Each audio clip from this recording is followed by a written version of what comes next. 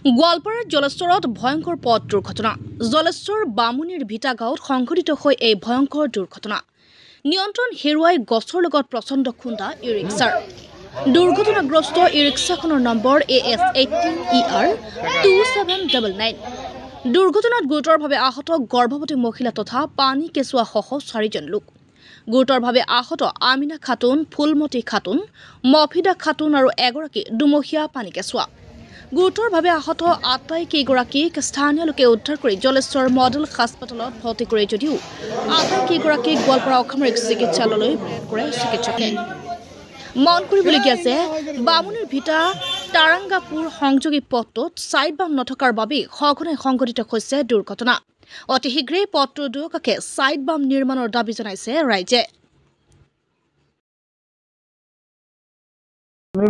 মানে ঘৰৰ পৰা মানে শব্দ এটা পালোঁ যে বম বাষ্ট এটা হৈছে।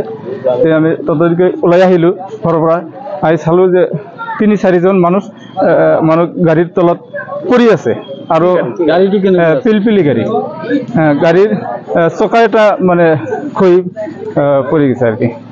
আমি মানুহকেইটা ততলৈকে মানে হস্পিটেলত পঠাই দিলোঁ আৰু বেলেগ এটা পিলপিলি পঠাই দিলোঁ।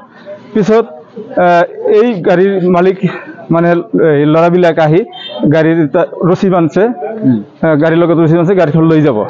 সেইটো আমি ৰাইজে বাধা দিয়াতে সেই গাড়ীৰ ল'ৰাবিলাক আহিছিল, সিহঁতে আমাকে মাৰিবলৈ উদ্যত হ'ল আৰু মানে পুৰা আক্ৰমণ কৰিলে।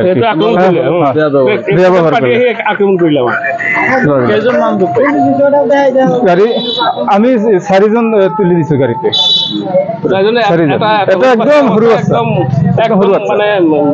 মূল কারণটাই বুঝতে পারতেছি যে আজকে যারা পিলপিলি চালায়, এই পিলপিলি চালানোর লোকগুলা মাইনাস, তারা রাস্তার কোনো সাইড বাম চেনে না, রাস্তার মানে কোন সাইডে নিজের গাড়িটা নিয়ে যাব ওই রাস্তাটা চেনে না, যার জন্য অ্যাক্সিডেন্টটা বেশি হইতেছে। অল্প কয়েকদিন আগেও আমাদের বাউন্ডারিটায় একটা বাইক অ্যাক্সিডেন্ট হয়ে একটা সেখানে মারা গেল। আজকে যেটা অ্যাক্সিডেন্ট হয়েছে খুব ডেঞ্জার অ্যাক্সিডেন্ট হয়েছে, ছোট ছোট বাচ্চা ছিল, মেয়ে মানুষ ছিল, বাচ্চাটা কোনো রকম জীবন্ত আছে। তারা এখনো জলেশ্বর হসপিটালে ট্রিটমেন্ট হয়ে আছে। ইদানিং একটা শুনতে পেলাম যে ইদানিং একটা গোয়ালপাড়া রেফার করছে। আর একটা মেয়ে যেটা অ্যাক্সিডেন্ট হয়েছে, বুড়ি মানুষ, তার পাছা ঠ্যাং কাইটা খণ্ড বিখণ্ড হয়েছে। মানে অ্যাক্সিডেন্টটা খুব ডেঞ্জার অ্যাক্সিডেন্ট।